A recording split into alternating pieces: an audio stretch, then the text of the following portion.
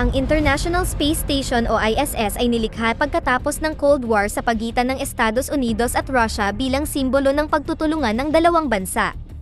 Ito ay pasilidad para sa pananaliksik kung saan nagtatrabaho ang mga tripulante sa pagtuklas ng gamot, teknolohiya, at paggalugad sa kalawakan. Hanggang ngayon, ang mga astronaut ng Amerikano at Russian ay nagtutulungan sa ISS at nagkakaisa anuman ang kanilang mga pampulitikang opinyon. Gamit ang Soyuz rocket transport, ang mga Amerikanong astronaut na sina Kira at Christian ay naglakbay patungo sa ISS habang papalapag sila sa istasyon. Ipinaliwanag ni Christian na kumakatok ng 3 beses ang mga Russian para sabihin sa iba na okay lang. Pagkapasok nila sa loob ay nakasalubong nila ang iba pang crew, Commanding Officer Gordon, Weronica, at magkapatid na sina Nikolai at Alexei. Si Gordon ay Amerikano habang ang 3 pa ay Russian. 50 araw na si Weronica sa istasyon at napansin ni Kira na talagang close sila ni Gordon. Siya ay napaka-positibong babae at iginigiit na ang pinakamahalagang alituntunin ay manatiling magkakasama. Pagkatapos ng mainit na pag-welcome, inilibot ni Gordon si Kira sa lugar, kasama ang kanyang tulugan. Ipinaliwanag niya na sa una ay mahihirapan siyang masanay sa paraan ng pagtulog, at ang ilang mga astronaut ay natutulog na nakabalot sa sleeping bag habang ang iba ay nasanay na lumulutang sa pagtulog. Pinayuhan siya ni Gordon na gumamit ng sleeping bag hanggang siya ay maging komportable. Ipinaliwanag din niya na ang ugong na palagi nilang naririnig ay ang life support system, at kung sakaling tumigil ito sa paggawa ng ingay, ibig sabihin ay may problema sila. Sunod ay ipinakita ni Gordon ang kanyang workstation at mga lockbox para masecure ang kanilang pananaliksik, at binigyan siya ng susi para sa American lock. Pinapayagan din siyang gamitin ang mga cabinet ng Russian, ngunit kailangan niyang makipagpalit ng mga susi. Agad na nagsimulang magtrabaho si Kira at dinala ang ilang daga sa hawla upang obserbahan ang mga ito para sa kanyang eksperimento. Napansin ito ni Alexei at sinabing magtatrabaho sila ng magkalapit dahil magkatabi ang workstation nila. Binasa ni Kira ang pananaliksik ni Alexei at tinanong siya tungkol sa kanyang eksperimento, ngunit ipinaliwanag ni Alexei na nawala ang lahat ng kanyang mga daga. Pagkatapos niyang lumipat sa susunod na silid, pinagmasdan ni Alexei ang kanyang setup. Nang maglaon, habang nag-exercise ang ibang mga tripulante, pinanood ni Kira ang eksperimento ni Christian gamit ang drill na maaaring mag-spray ng apoy. Ito ay kahanga-hanga ngunit nakakatakot din. Sa hapunan, nagbahagi si Christian ng ilang regalo mula sa Earth, at naglabas si Nikolai ng bote ng alak. Hindi sinasadyang sinubukan ni Kira na buksan ito ng normal, na naging sanhi ng paglutang ng mga bula ng alak na nagpatawa sa lahat. Pagkatapos, pumunta ang mga tripulante sa viewing deck, kung saan nakita ni Kira ang kamanghamanghang tanawin ng Earth. Pinag-usapan ng grupo ang pangkalahatang epekto, ang pagkagising ng espiritual na naranasan ng mga astronaut nang makita nila ang Earth na walang hangganan at ang sangkatauhan bilang isa. Nang gabing iyon, nakita ni Kira ang isa sa mga lalaki na natutulog sa pamamagitan ng paglutang at hindi maiwasang mabalisa. Sa kabutihang palad, inaliw siya ni Weronica at tinulungan siyang itali ang sarili sa bag para sa kanyang unang gabi. Binanggit na ang pinakamahirap na bahagi ng pagtulog sa kalawakan ay ang walang sinumang mahawakan. Kinaumagahan, maagang nagsimulang magtrabaho ang crew. Sinubukan ni Christian na gumamit ng computer, ngunit mahina ang signal kaya hindi sila makapagpadala ng mga mensahe. Sinuri ni Kira ang mga daga at natuklasang inatake nila ang isa't isa, ngunit hindi niya masabi kung bakit. Nang hihinayang, pumunta siya sa viewing deck para tingnan ang Earth, para lang makakita ng malaking pagsabog. Sa una, iniisip niya kung ito ay bulkan na sumabog at sinabi sa iba, ngunit hindi nagtagal ay nagsimulang mangyari ang maraming pagsabog sa lugar ng sunod-sunod. Dahil sa pagkataranta, agad na umalis ang mga tripulante sa deck at isinara ito at sinubukang makipag-ugnayan sa Earth ngunit hindi nagtagumpay. Biglang nakatanggap si Gordon ng mensahe mula sa Mission Control na nagsabi sa kanyang manahimik dahil ito ay classified information. Lumalabas na nagkaroon ng digmaan sa pagitan ng Estados Unidos at Russia, at ang pagkakasangkot ng ibang mga bansa ay iniimbestigahan. Nais ng gobyerno ng US na ihinto ng mga mamamayan nito ang lahat ng eksperimento at kontrolin ang istasyon sa anumang paraan na kinakailangan. Sa kanyang istasyon, nakatanggap din si Nikolai ng mensahe at iniisip ni Gordon kung nakatanggap din siya ng parehong order. Kinakabahan, tumugon siya sa mensahe na nagtatanong kung bakit, ngunit sa sandaling iyon ay namatay ang kuryente, bumalik din sa ilang segundo. Nagpanggap si Gordon na hindi niya makontak ang Earth, ngunit sa sandaling magkaroon siya ng privacy kasama sina Kira at Christian, sinabi niya sa kanila ang totoo. Naisip agad ni Christian na nakatanggap ang mga Russian ng parehong utos at sanisi sila sa pagkawala ng kuryente, ngunit sinabihan siya ni Gordon na huwag agad magdesisyon at maghintay sa ngayon. Pagkatapos ay inanunsyo ni Veronica na mayroon silang malaking problema. Ang istasyon ay nawala ng internal propulsion at bumabagsak sa orbit, na nangangahulugang mayroon lamang silang isang araw bago masunog ang buong istasyon sa atmosfera. May nagsabing gamitin ang Soyuz rocket upang makatakas, ngunit wala itong sapat na lugar para sa lahat at nag-trigger lamang ng argumento. Nagpadala si Kira ng mensahe na nagre-request ng propulsion at umaasa na matanggap ito ng mission control sa lalong madaling panahon, kaya sa ngayon ay maaari na lamang silang maghintay. Biglang ipinaalam ni Alexei sa crew na ang antena sa labas ng istasyon ay nasira at kailangang ayusin ng mano-mano. Ngumuso si Christian dahil sa tingin niya ay kasinungalingan ito, ngunit nagboluntaryo pa rin si Gordon. Habang naghahanda siya, hinalikan siya ni Veronica para sa swerte. Maingat na ibinulong ni Christian ang kanyang alalahanin na baka bitag ito, ngunit sinabi ni Gordon na pinagkakatiwalaan niya ang lahat sa crew na ito. Nang lumabas si Gordon, kinilabutan siya nang makitang ang Estados Unidos ay kulay matingkad na pula, ibig sabihin, ang sarili niyang bayan ay nawasak at nasusunog. Gamit ang communication, hiniling niya kay Kira na ilayo ang lahat sa mga bintana. Samantala, sinubukan ni Christian at Alexei na mag-usap, ngunit halatang hindi nila pinagkakatiwalaan ang isa't isa. Pagkatapos ay sinabi ni Alexei na pupunta siya sa banyo, ngunit sa sandaling nawala si Christian, lumabas siya at binuksan ang panel. Naghanda siya upang putulin ng ilang mga wire, ngunit nag-aalangan siya. Bumalik kay Gordon, maingat siyang gumagalaw sa istasyon habang nakikipag-usap sa kanya si Kira para manatiling kalmado. Pagkatapos ng ilang minuto ng napakabagal na paglalakad sa space, halos nasa antena na si Gordon, ngunit sa sandaling iyon ay pinutol ni Alexei ang wire at nawala ng komunikasyon si Gordon sa istasyon. Nang balaan ni Kira ang iba, agad na napansin ni Christian na wala si Alexei at nagmamadaling tiningnan ang panel, ngunit tinakpan ni Alexei ang ginawang pagsabotahe ng mga peking wire at walang nakita si Christian. Pagkatapos ay napansin ni Gordon na hindi sapat ang haba ng kanyang tether upang maabot ang antena, kaya wala siyang pagpipilian kundi i-disconnecta ito.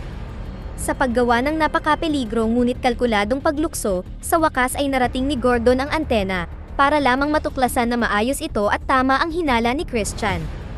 Sa sandaling iyon, ini-activate ni Nikolai ang grabber arm at tinulak si Gordon palayo sa istasyon, at lumutang siya sa kalawakan. Nagsimulang magpanik sina Kira at Veronica nang hindi nila makausap si Gordon o makita sa camera. Sinuri ni Christian ang mga bintana at nakitang lumutang si Gordon, kaya tumakbo sila para hilahin ang tether at nakitang wala itong laman. Naiinis, nagtago si Kira sa kanyang silid habang sinusubukang harapin ang kanyang kalungkutan. Nang dumating si Christian upang kamustahin siya, sinabi ni Kira na gusto niyang lumabas at hanapin si Gordon dahil siguradong pananatilihin siyang buhay ng suit sa loob ng ilang oras, ngunit tiniyak ni Christian na ito ay walang kabuluhan.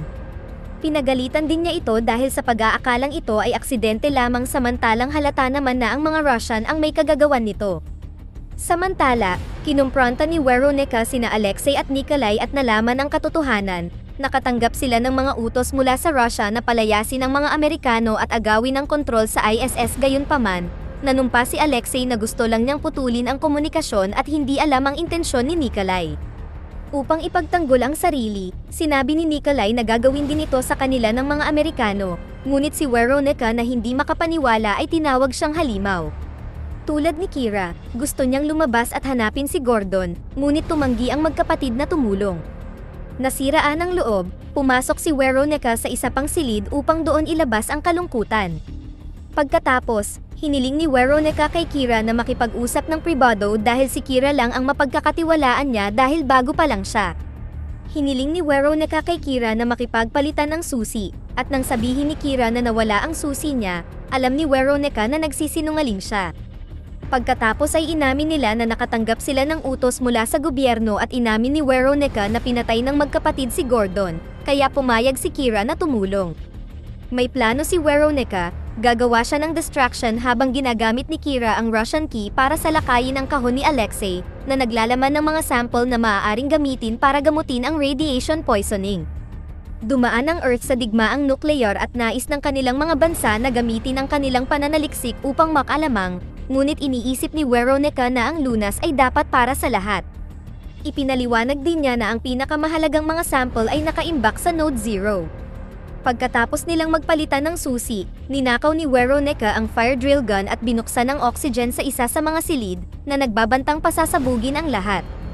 Habang sinusubukan ni Nikolai at Alexei na pakalmahin siya, pumunta si Kira sa research lab at nagsimulang hanapin ang Node 0, ngunit hindi niya ito mahanap. Tinanong niya si Christian tungkol dito at sinabi ni Christian sa kanya na walang ganoong bagay. Sa paniniwalang nagsinungaling si Veronica, si Kira na galit ay umalis upang hanapin siya at sinundan siya ni Christian. Ang dalawa ay nakarating sa kabilang silid at saktong nakita nilang hinampas ni Veronica si Alexei ng wrench. Ginamit ni Christian ang distraction na ito para ihampas ang tangke sa likod ng ulo ni Veronica na agad na ikinamatay niya. Nalungkot sina Alexei at Nikolai habang sinusubukan ni Christian na sabihin sa kanila na wala siyang pagpipilian dahil pasasabugin niya ang istasyon. Habang nagluluksa sina Alexei at Nikolai para kay Veronica, kinumbinsi ni Christian si Kira na magtago hanggang sa muling gumana ang komunikasyon. Sa kalaunan, si Nikolai ay napuno na at ipinahayag na siya na mismo ang tatapos sa lahat ng ito, at tinawag itong kanyang tungkulin. Sa Earth, patuloy na kumakalat ang apoy at pagkasira. Nagpasya si Alexei na uminom para makalimot at nang tingnan niya ang screen, natuklasan niyang lumulutang si Gordon sa malapit at buhay pa, kaya agad niyang ginamit ang grabber arm para maingat na ibalik siya sa loob. Samantala, sina Kira at Christian ay nagtago sa mga bagahe. Nang magsimulang maghanap si Nikolai sa lugar na iyon, inihagis ni Christian ang kanyang fidget toy upang ipadala siya sa kabilang direksyon. Ginamit ni Kira ang pagkakataong lumabas at nakasalubong si Alexei, na tumulong sa kanyang magtago sa ibang lugar at nagsinungaling sa kanyang kapatid. Sa sandaling iyon ang laruan ay lumutang muli at sa wakas ay nahanap ni Nikolai si Christian, kaya't kinaladkad niya ito palabas upang bugbugin siya, ngunit natamaan si Alexei nang subukan niyang pigilan ito. Pagkatapos ay itinulak ni Kira si Nikolai upang palayain si Christian, kaya sa halip ay hinawakan siya ni Nikolai at sinimulan siyang sakalin. Biglang dumating si Gordon at pinatumba si Nikolai gamit ang drill. Sumunod, nagtanong siya tungkol kay Veronica at tila masisiraan ng bait nang malaman niyang patay na ito. Galit na galit, ikinulong niya ang sarili kasama si Nikolai at nagsimulang maglaban. Habang ang mga kalalakihan ay nakikipaglaban sa isa't isa at nagbitaw ng ilang suntok, nabitawan ni Gordon ang drill na dinampot ni Nikolai at pinaandar ito habang itinutulak niya kay Gordon. Sa kanyang huling lakas, kinuha ni Gordon ang screwdriver mula sa bulsa ni Nikolai at sinaksak siya sa leeg. Sa oras na mabuksan ng iba ang pinto gamit ang drill, huli na, parehong patay ang mga lalaki at lumulutang ang mga katawan nila sa silid. Habang ang mundo ay patuloy na nagliliyab, ang natitirang mga astronaut ay naglaan ng ilang sandali upang magdalamhati ng pribado. Maya-maya, tiningnan ni Kira ang computer at nakitang nawawala na sila sa altitude. Habang paikot-ikot siya sa istasyon, nakakita siya ng karatula na nagsasabing Node 0. Ibig sabihin si Christian ang nagsinungaling at hindi si Veronica. Nagmamadali siyang pumunta sa silid nito upang humingi ng paliwanag at nakita ang lahat ng mga sample na nakahanda na para sa pagtakas kasama ang escape suit. Mukhang alam na ni Christian ang lahat at noon pa man ay plano na niyang tumakas ng mag-isa. Sa sandaling iyon ang life support ventilation ay nawala bilang bahagi ng plano ni Christian. Hinanap ni Kira si Alexei upang balaan siya, ngunit nasa parehong silid siya ni Christian, kaya gumawa siya ng ilang mga galaw upang hilingin sa kanya na patayin ang musika. Ginawa ito ni Alexei at napagtantong hindi na nila marinig ang ugong. Pagkatapos ay gumamit siya ng garapon para kumatok sa mesa ng 3 beses bilang senyales para maging handa si Alexei. Gumagawa si Christian ng sandwich at sinubukan ni Kira na humiram ng kutsilyo para gumawa din, kaya sinubukan ni Christian na paalisin si Alexei at sinabing kailangan nila ng privacy. Nang tumanggi si Alexei na umalis, kinuha ni Christian ang kutsilyo at sinubukang atakihin si Kira, ngunit nakialam si Alexei at sa halip ay nasaksak ang kanyang kamay. Sa sobrang lapit nila, nagawa ni Alexei na hawakan si Christian ng mahigpit upang hindi makagalaw habang si Kira ay gumamit ng kwintas para sakalin siya. Pagkaraan ng ilang minuto, sa wakas ay namatay si Christian, at kailangang harapin ni Kira ang katotohanang nakapatay siya ng tao. Pagkatapos, binalot ni Kira ang sugat ni Alexei at nagawa niyang paandarin muli ang life support. Pagkatapos ay sinuri ni Kira ang kanyang mga daga at nadiskobring ginawan sila ni Alexei ng lambat para may mahawakan sila. Bigla na lang, ang request para sa propulsion boost sa wakas ay natugunan, at inilabas sila sa agarang panganib. Sa lalong madaling panahon ay bumalik ang komunikasyon at ang parehong gobyerno ay nagtanong kung nakuha na nila ang kontrol sa istasyon. Galit at dismayado sa kanilang mga pinuno, binaliwala ng dalawa ang mensahe at ginamit ang Soyuz rocket upang umalis sa istasyon kasama ang research ni Alexei. Habang pabalik sila sa Earth, nagtanong si Alexei kung saan sila pupunta na maaaring ligtas, ngunit walang ideya si Kira. Dito na nagtatapos ang ating kwento. Sana ay nagustuhan nyo, mag-subscribe na kung hindi ka pa nakasubscribe, pindutin na rin ang notification bell at like button upang matulungan ang channel, and leave a comment down below, and as always, thank you for watching.